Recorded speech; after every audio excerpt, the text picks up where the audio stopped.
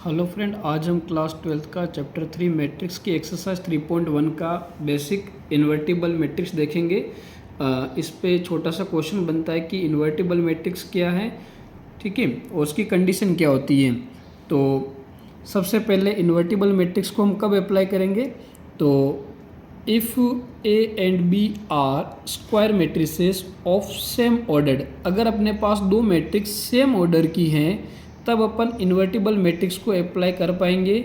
उसमें भी अब कंडीशन क्या रहेगी कि मान लो लेट इफ़ देयर एग्जिस्ट, अगर ऐसा एग्जिस्ट होता है, क्या एग्जिस्ट होता है कि ए और बी का हम प्रोडक्ट करवाएं, ठीक है, ए और बी का यानी मैट्रिक्स ए और मैट्रिक्स बी का प्रोडक्ट एंड मैट्रिक्स बी और मैट्रिक्स ए का प्रोडक्ट, अपने को क्या मिल जाए, आइडेंटिटी मैट्रिक्स मिल जाए। क्या मिल जाए, आइडेंटिटी मैट्रिक्स। तब अपन कह सकते हैं B is called the inverse of A, तब अपन B को A का इनवर्स कह सकते हैं, और इसका उल्टा भी कह सकते हैं कि A is called the inverse of B, ठीक है। अब B is the called of inverse A, जिसको अपन मैथमेटिकली क्या राइट करेंगे, A inverse equals to B, ठीक है। और फाइनली अपन A को क्या कह सकते हैं, A is said to be invertible. तो अपने को मेन इसमें क्या देखना है कि अगर अपने पास कोई दो मैट्रिक्स है A और B, उसका प्रोडक्ट एंड अगर अपन B और A का प्रोडक्ट करें तो अपने को अगर कोई आइडेंटिटी मैट्रिक्स मिलेगी तो हम क्या कहेंगे, A जो है वो B का इन्वर्स है एंड B है वो A का इन्वर्स हो जाएगा। अब इसको समझने के लिए अपन एक छोटा सा एग्जांपल लेते हैं जिसमें अपने को क्लियर हो जाएगा। तो मान लो कि अपने पास एक मैट्रिक्स A है जिसके एलिमेंट दे रखे हैं और एक मैट्रिक्स B है उसके भी अपने पास एलिमेंट है। अब हम क्या करवाएंगे, A और B का प्रोडक्ट। तो ए बी का प्रोडक्ट करने पर अपने को क्या मिलनी चाहिए, एक आइडेंटिटी मैट्रिक्स मिलनी चाहिए। तो अगर हम अब मल्टीप्लाई कैसे करवाते हैं, अपने को पता है, किसी को भी मल्टीप्लाई करवाना हो तो अपन क्या करते हैं, रो बाय कॉलम से अपन मल्टीप्लाई करवाएंगे, ठीक है। तो फर्स्ट रो ये है, फर्स्ट कॉलम, तो फर्स्ट रो को फर्स्ट कॉलम के एलिमेंट से मल्टीप्लाई करवाएंगे तो 2 इंटू 2 कितना हो जाएगा, 4, फिर 3 इंटू -1 कितना हो जाएगा, -3, ठीक है। 2 को 2 से मल्टीप्लाई तो 4 एंड 3 को -1 से किया तो -3। फिर क्या करवाएंगे, फर्स्ट रो को सेकंड कॉलम से, तो 2 इंटू -3 हो जाएगा -6, देन 3 इंटू 2 हो जाएगा +6, ओके। देन क्या करवाएंगे, सेकंड रो को फर्स्ट कॉलम से, तो 1 इंटू 2 कितना हो जाएगा, 2 इंटू -1 कितना हो जाएगा, -2, ओके। अगेन सेकेंड रो को अपन सेकेंड कॉलम से मल्टीप्लाई करवाएंगे तो 1 इंटू -3 कितना होगा, -3, एंड 2 इंटू 2 कितना हो जाएगा, +4। तो दोनों को हमने प्रोडक्ट करवाया तो फाइनली रिजल्ट अपने पास क्या मिल जाएगा, 4 - 3 1, 6 + 6 0, 2 - 2 0 एंड -3 + 4 1। तो ये अपने पास एक आइडेंटिटी मैट्रिक्स मिल गई, कब, जब हमने A और B का प्रोडक्ट करवाया, ठीक है। अब सेम हम क्या करेंगे, B A का प्रोडक्ट करवाएंगे, तो B A का प्रोडक्ट करवाने पर भी अगर अपने को आइडेंटिटी मैट्रिक्स मिलता है तो हम कह सकते हैं कि A B का इन्वर्स है और B A का इन्वर्स है। तो हम इसका प्रोडक्ट करके देखते हैं, वापस फर्स्ट रो को फर्स्ट कॉलम से मल्टीप्लाई करवाएंगे तो 2 इंटू 2 कितना हो जाएगा, 4, देन -3 इंटू 2 से करवाएंगे तो कितना आ जाएगा, सॉरी 1 से करवाएंगे, क्योंकि फर्स्ट इसका कॉरस्पॉन्डिंग एलिमेंट ये, -3 का कॉरस्पॉन्डिंग एलिमेंट 1, तो -3 को 1 से करवाएंगे तो -3। देन फर्स्ट रो को सेकेंड कॉलम से, तो 2 इंटू 3 6 एंड -3 को 2 से करवाएंगे तो -6।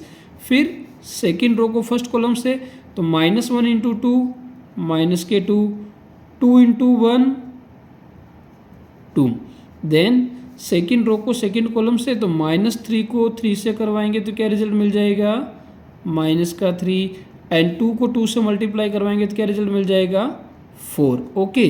तो अब इसको वापस से अपन सोल्व आउट करेंगे तो रिजल्ट क्या मिल रहा है अपने को, 4 - 3 1, 6 - 6 0, -2 + 2 0, -3 + 4 1।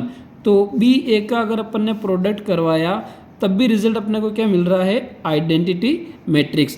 तो दोनों केसेस में अपने को हमने ए और बी का प्रोडक्ट करवाया तब भी आइडेंटिटी मैट्रिक्स, और बी और ए का प्रोडक्ट करवाया तब भी आइडेंटिटी मैट्रिक्स।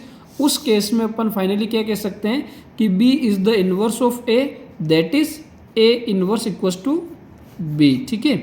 और साथ में क्या कह सकते हैं, A is the inverse of B, that is B inverse equals to A, ठीक है। तो ये चीज़ आपको क्लियर हो गई होगी। अब इसमें एक लास्ट टॉपिक बचता है एंड देन अपना एक्सरसाइज अपन खत्म कर सकते हैं। ये भी इंपॉर्टेंट चीज़ है कि कभी कभी 1 मार्क्स में से छोटा सा क्वेश्चन पूछ लिया जाए कि क्या कभी रेक्टेंगुलर मैट्रिक्स जो है वो इन्वर्टिबल उसका पॉसिबल है। जैसे अभी एक हमने स्क्वायर मैट्रिक्स का देखा, ठीक है ना, स्क्वायर मैट्रिक्स का इन्वर्टिबल पॉसिबल है। कब पॉसिबल है, जब हम क्या कर ले, ए बी का प्रोडक्ट और बी ए का प्रोडक्ट किसके बराबर बता दे, आई के बराबर, तब तो स्क्वायर मैट्रिक्स का इन्वर्टिबल पॉसिबल है, ठीक है, स्क्वायर मैट्रिक्स का इन्वर्टिबल पॉसिबल है। बट अब क्वेश्चन ये उठता है कि क्या रेक्टेंगुलर मैट्रिक्स का भी इन्वर्टिबल मैट्रिक्स पॉसिबल है। तो इसको समझने के लिए हमने एक एग्जांपल लिया। मान लो कि अपने पास एक मैट्रिक्स है जिसका ऑर्डर क्या है 3×2। अब 3×2 का मतलब ये जो मैट्रिक्स है ना, ये स्क्वायर मैट्रिक्स नहीं है। स्क्वायर मैट्रिक्स में क्या होता है, रो और कॉलम जो ना वो सेम होते हैं, यानी यहाँ 3 है तो यहाँ पर भी 3 होना चाहिए, या फिर यहाँ 2 है तो यहाँ पर भी 2 होना चाहिए, तब जाके वो स्क्वायर मैट्रिक्स होती। तो अपने पास ये स्क्वायर मैट्रिक्स नहीं, एक नॉर्मल मैट्रिक्स दे रखी है ए, एक दूसरी मैट्रिक्स बी दे रखी है जिसका ऑर्डर भी क्या है 2×1। अब क्या इन दोनों मैट्रिक्स को अपन मल्टीप्लाई करवा सकते हैं। तो हमें पता है कि इसके जो पास पास वाले हैं वो सेम नंबर हैं, ठीक है, तो हम इनको मल्टीप्लाई करवा सकते हैं। तो हमने ए बी का मल्टीप्लाई करवा दिया। मल्टीप्लाई करवाने पे जो उसका ऑर्डर ऑफ मैट्रिक्स आएगा वो क्या आएगा, तो इसके जो दूर दूर नंबर है वो उसका ऑर्डर बन जाता है, यानी कि 3×1 इसका क्या बन जाएगा, ऑर्डर बन जाएगा। तो प्रोडक्ट करने पर जो भी रिजल्ट आया, फिर उस मैट्रिक्स का ऑर्डर क्या आ गया, 3×1 आ गया।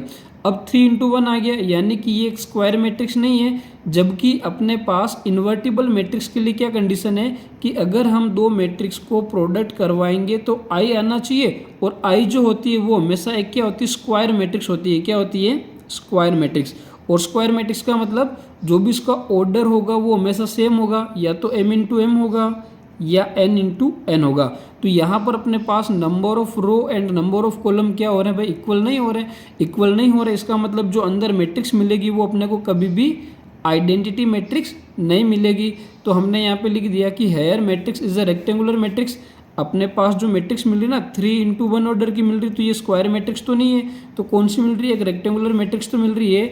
But identity matrix is always square matrix. जो अंदर आइडेंटिटी मैट्रिक्स मिलती है वो हमेशा क्या होती है, स्क्वायर मैट्रिक्स होती है।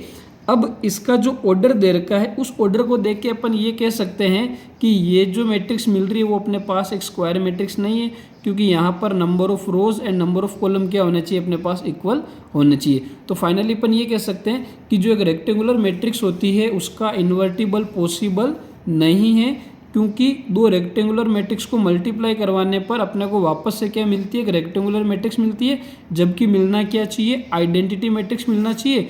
और आइडेंटिटी मैट्रिक्स को हम कैसे आइडेंटिफाई करेंगे कि आइडेंटिटी मैट्रिक्स का जो ऑर्डर होगा वो क्या होगा, हमेशा m×m या n×n होगा। क्या होगा, m×m या n×n हो जाएगा, ठीक है।